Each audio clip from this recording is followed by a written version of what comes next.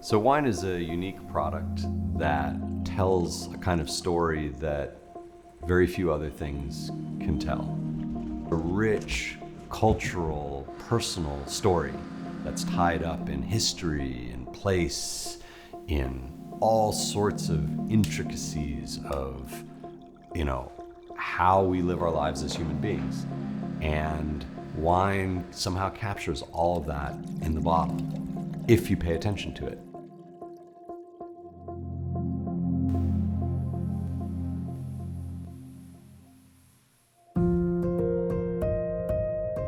Photography is remarkably powerful. When I was 8 years old, my father brought home a book by the famous Canadian portrait photographer Joseph Karsh. And I saw this and like a light bulb went off in my head and I said, this is what I'm gonna do. And from that point on, I knew I was gonna be a photographer.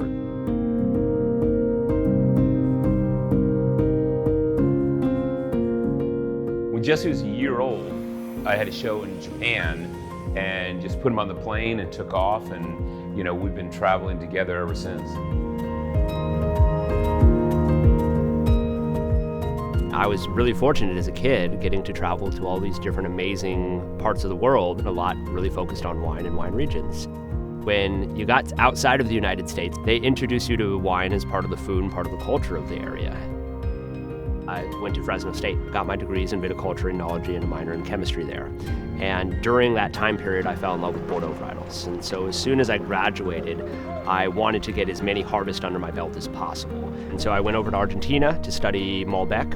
And I worked for 2 different wineries out there for 2 different harvests, one for Bodega Neomia in Patagonia, Argentina, and one for Paul Hobbs at his winery out in Mendoza at Vinacobos. And then I was coming back to California for our harvest out here.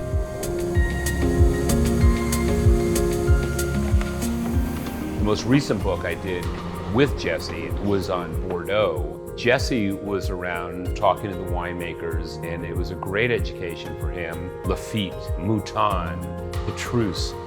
Jesse was there with a pencil and a piece of paper, writing notes with the head winemaker of Petrus. You can't ask for anything better than that. This property came across my desk, some vines dated back to 1912. It was 2 miles from the square of Healdsburg, but yet when you were sitting in the vineyards, you felt like you were in the middle of country. So the location was ideal. One very intentional reason for coming over to this side of the mountain is to showcase that we have some of the best terroir, in my opinion, in the world. One thing that Jesse and I have in common is we're extremely passionate about our craft. It's a dream come true that my son and I are together on this incredible adventure.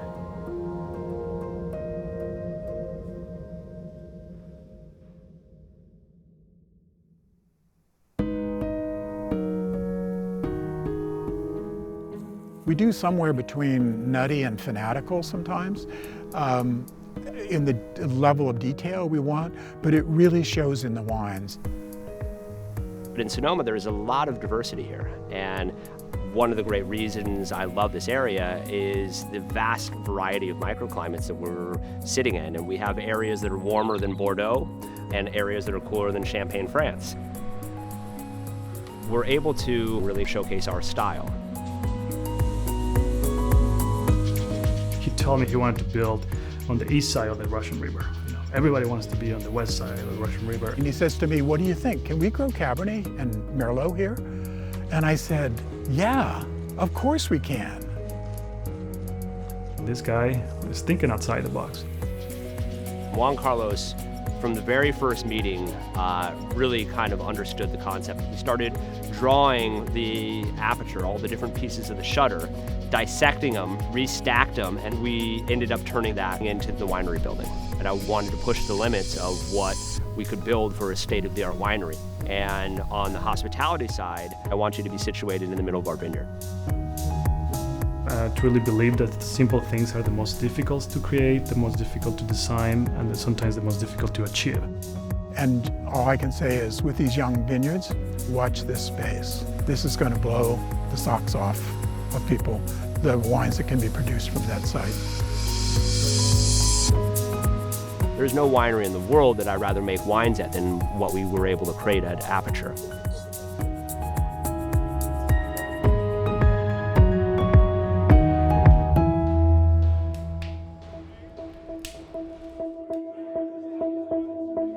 Wine is endlessly fascinating.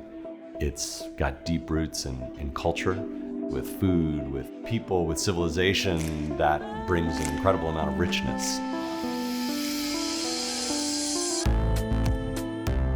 What makes a great winemaker versus good is certainly an openness to trying lots of wines, to critiquing their own wines, to understanding kind of where they fit and where they want to go, versus just following a recipe or doing something the way it's always been done. Winemaking to me is kind of a mixture of agriculture, science, and art. One of the things that I think we do quite differently from a lot of others is we really change our winemaking style depending on the terroir of the site. It's really exciting and encouraging for me to see folks like Jesse at Aperture really devoting time, attention, care, and investment to producing the kinds of world-class wines that Sonoma is capable of producing. I always have a soft spot for the devil-proof wines because, you know, that photograph of the Cuban woman smoking a cigar that his father took is just so epic, and like to put that on a label was just so bold and great. I've watched this brand go from an idea to a world-renowned, amazing brand that is a destination and a place that people are really excited to come.